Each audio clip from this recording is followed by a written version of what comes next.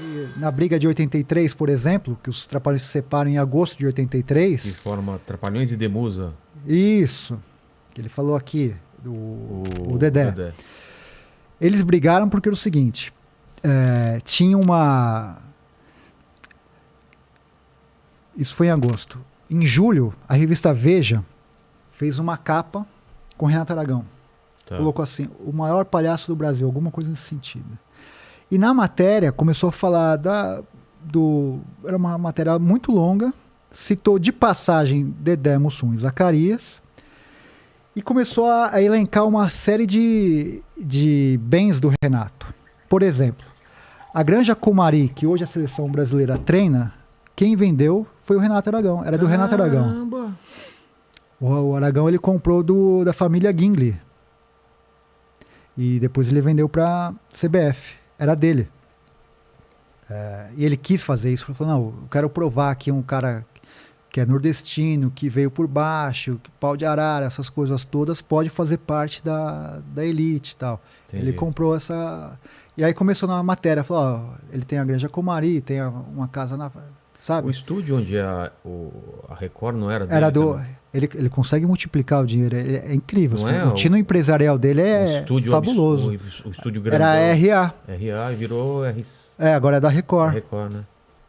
E aí, com essa matéria, que assim, foi o fator determinante dessa separação de Que é um 83. mérito dele, né? Ter ganho Total. muito dinheiro. O que pegou foi que os caras não estavam ganhando tanto dinheiro, é Então, isso? aí o que acontece? Os empresários, amigos do Dedé, Mussum e Zacarias, falaram, olha só, ele tá milionário. Vocês estão ricos, mas vocês não estão milionários. E começaram a fazer a cabeça deles. E, de fato, quando a gente fala da questão do Renato, dos quatro, na Globo, ele tinha realmente o maior salário. Porque ele era o cara que era a estrela principal, apesar de que eu sempre falo que se ele não tivesse os outros três, ele não seria ninguém. Ele mesmo diz assim, que ele não consegue fazer piada sozinho. Claro, precisa de Né? escada, Ele precisa. Então eu sempre enxergo aquilo como se fosse uma banda. Né? Eu faço sempre essa ele é o analogia com os vocalista, Beatles, assim, sabe? De falar, os quatro, um precisa do outro ali. E aí ele tinha o maior salário, os outros três tinham um bom salário, mas a questão que pegava era no cinema. Porque o Renato, ele bancava o filme, ele produzia, ele fazia o argumento, ele fazia tudo praticamente. A produtora era dele. Dele. E os outros três, quando chegavam para fazer o filme, eles chegavam como atores. Eles recebiam um papel e faziam o papel deles lá ali e tal. E ganhavam cachê. E ganhavam cachê. Então era natural que o Renato ganhasse mais. O risco também era maior dele, né? Não tinha nenhum, assim, risco entre aspas, porque assim, a gente sabia que os filmes dos Trapalhões eram sucesso garantido. Mas era o cara que botava o dinheiro, produzia, ia atrás. O trabalho que ele tinha para fazer um filme era muito maior do que os outros três. Certo? Certo. Então era natural que ele ganhasse mais do que os outros três. Então, de 100% vamos usar essa numeração, de 100% do filme, a briga era em relação a isso. Porque o Renato ele ficava com uma porcentagem absurda e os outros três com a porcentagem irrisória. E falou, isso aqui tá bizarro. Que vocês estão recebendo. E dava muito dinheiro? Era muita diferença. Não, mas dava muito dinheiro? Dava muito dinheiro. Dava muito dinheiro. Se ele investia, sei lá, ele ganhava no mínimo 5 vezes mais, né? Porque os filmes dos Trapalhões eram um sucesso. Né? Ele fazia uma puta produção. Numa época que o cinema brasileiro, ele sustentava o cinema brasileiro. Muitos dos filmes, do lucro dos filmes dos Trapalhões, bancavam produções de Glauber Rocha, porque ia para a Embrafilme, repassavam para essas obras mais experimentais. Então ele teve uma importância fundamental, não só na memória afetiva das pessoas, mas na indústria cinematográfica brasileira. Faz sentido, cara. Porque esses caras todos que hoje são cults, como Glauber, Sganzella, enfim, esses ditos marginais, muito do que eles conseguiam viabilizar era em relação aos filmes dos Trapalhões, que uma parte ia para eles, né? E o Renato nunca foi de usar lei de incentivo, nada, ele fazia com o dinheiro do próprio bolso. né? O que também era uma coisa bem bacana. E os equipamentos que ele tinha era o que tinha de mais moderno. Ele contratava o melhor câmera, o melhor técnico de som. O cara foi para Marrocos, o cara fez tantas externas, tantos filmes legais. Então ele tinha uma produção enorme. E aí teve esse racha por causa dessa porcentagem de dinheiro. Muito influenciada por esses caras que circundavam o Dedé, Mussum e Zacarias. Então eles romperam.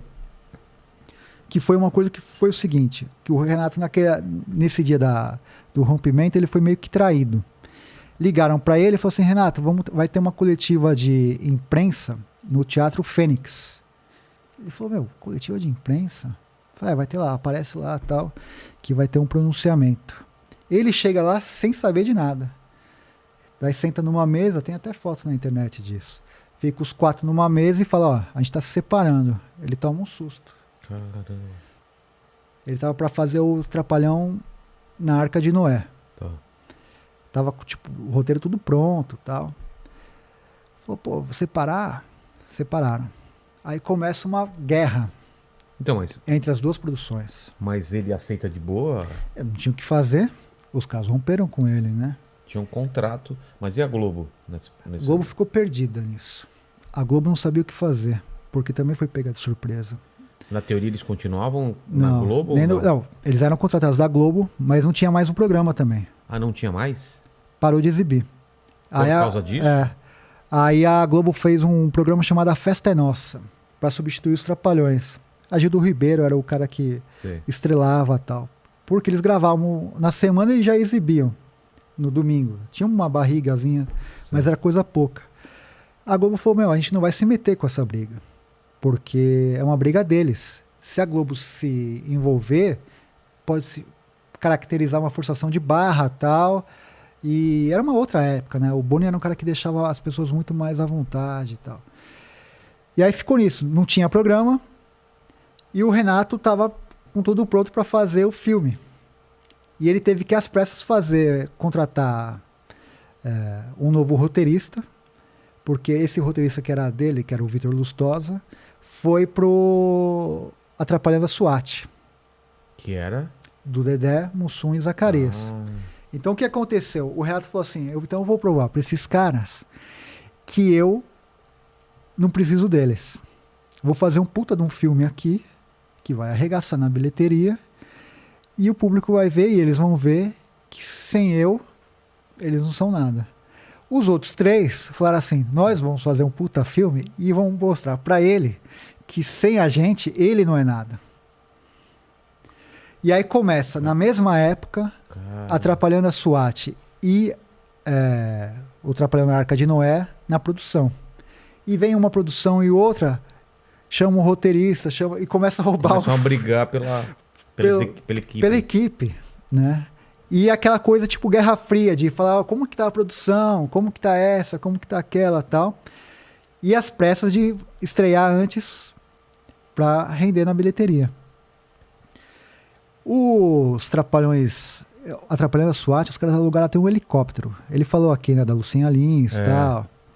Os caras fizeram imagens... O filme é incrível, esse filme. E é marginalizado porque até hoje, assim, não conta na filmografia e tal. Você conta dos 3 e tal, mas é difícil você achar esse filme e até exibir. Às vezes o canal Brasil exibe esse filme.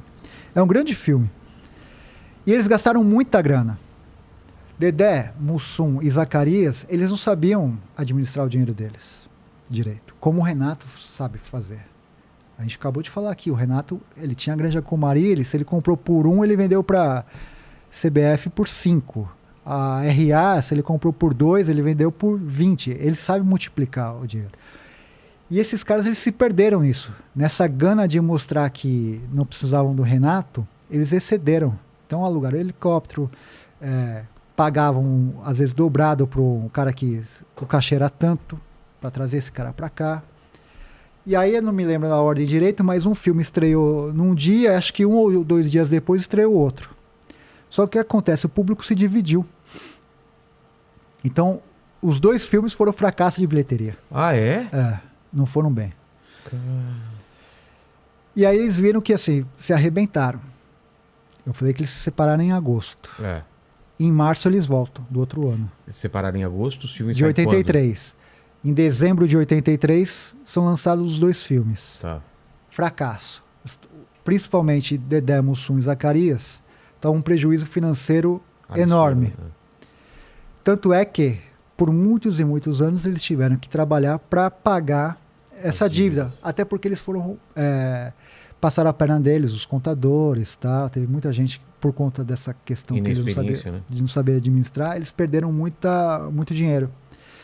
E aí, em março de 84, eles viram que assim, não estava dando certo, o dinheiro começou a cair, não tinha mais show, até tinha, mas assim, a força dos Trapalhões começou a diminuir, e o Beto Carreiro ligou para cada um dos 4, falou assim, ó, vem almoçar comigo tal dia, sem um saber do outro. Ó, vou te esperar aqui nesse restaurante às 8 horas, na quarta-feira, pra gente conversar. Fez isso com o Didi, fez isso com o Dedé, Mussum e Zacarias.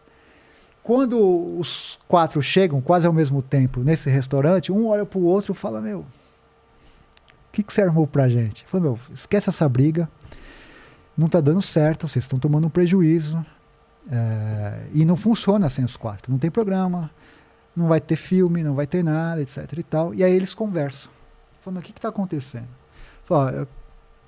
Eles fazem a exigência de aumentar a porcentagem dos lucros dos filmes, que era um X, e dobrou. E o Dedé fala, ó, eu quero a partir de agora começar a dirigir alguns filmes dos Trapalhões.